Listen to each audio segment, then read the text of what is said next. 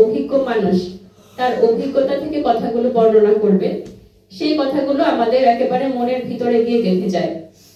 এই জন্যই আমি চেয়েছি যে শিক্ষার্থীরা এখানে থাকবে এবং যারা সরাসরি মুক্তিযুদ্ধের সাথে জড়িত ছিলেন, যাদের ত্যাগের বিনিময়ে আমরা এই স্বাধীন দেশ পেয়েছি, জাতিশ্রেণীর মুক্তিযোদ্ধাগণ, তাদের মুখ থেকে সরাসরি তাদের অভিজ্ঞতা যখন শুনবেন তখন তারা এটাকে আরো গভীরভাবে ধারণ করতে পারবেন, এই জন্য ধারণ করতে পারে।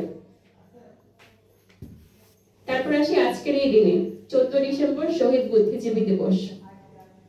আপনারা সবাই জানেন একটা এলাকা উন্নত হয় এক একটা মানুষের কারণে। যারা একটা এলাকাকে উন্নতির শিখরে নিয়ে যায়, তাই আমরা 1971 সালে যখন স্বাধীনতা অর্জনের প্রায় দ্বার প্রান্তে পৌঁছে গিয়েছি, সবাই বুঝে ফেলেছে যে স্বাধীনতা চলে আসছে, আমরা স্বাধীনতা অর্জন করে ফেলেছি।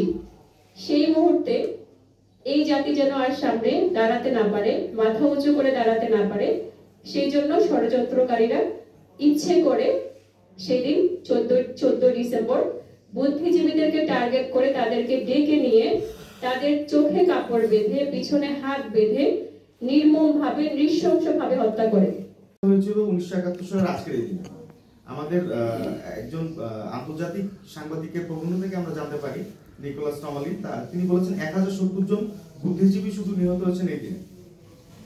এবং আরেকটি দুঃখজনক বিষয় হচ্ছে এই 1070 জনে 560 জন নিবন্ধিত হয়েছেন, বাকিদের এখনো নিবন্ধন সম্পন্ন হয়নি। এটা আমাদের একটা ব্যর্থতা। তো যাই হোক, এখন মূল প্রসঙ্গে আসি, সেটা হচ্ছে এই মুক্তিযোদ্ধা সন্তান, সেই হিসাবে আজকে সত্যি সারাদিন আমার বাবা প্রয়াত হয়েছেন 22 সালে, তার সেই আত্মত্যাগ আত্মবলিদান আমি নিজেকে ধারণ করি, বহন করি।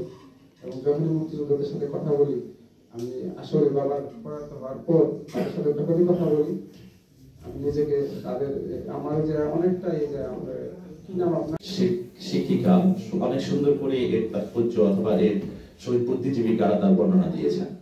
আসলে আমাদের উত্তরসূরিদের এই বিষয়গুলোকে ছড়িয়ে দেওয়ার যে আমাদের মূল কথা আজকে আলোচনা সভায়, এগুলি হচ্ছে তাৎপর্য হওয়া উচিত বলে আমি মনে করি। কারণ আমি ব্যক্তিগতভাবে যখন বড় হয়েছি তখন কিন্তু এই বিষয়গুলো উপলব্ধিতে এসেছে আমার মায়ের কাছ থেকে। আমরা মার কাছ থেকে শুনেছি যে 1971 সালে যুদ্ধ হয়েছিল, তখন আমরা এরকম দৌড়ে চলে গেছি, বাসা বাড়ি ফেলে চলে গেছি। আজকের এই দিনে 14 ডিসেম্বর এই পাক খানাদার বাহিনীর অফিসাররা আমাদের বুদ্ধিজীবী যারা ছিল অনেককে বাসা থেকে ডেকে নিয়েছে, স্যার আসেন আপনাদের সাথে একটু পরামর্শ আছে, নিয়ে তাদেরকে হত্যা করেছে নির্মমভাবে।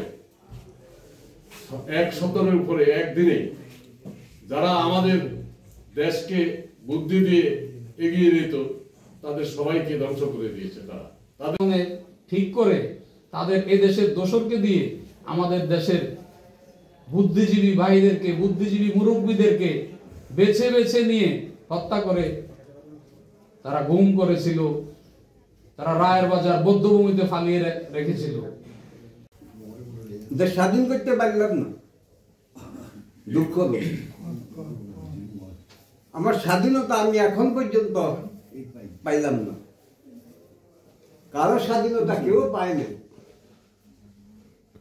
স্বাধীনতা বলতে আমি এই বুঝি যে আমি চলা ফিরা, খাওয়া দাওয়া, উঠা বসা, যখন কোনো বাধা না হয়।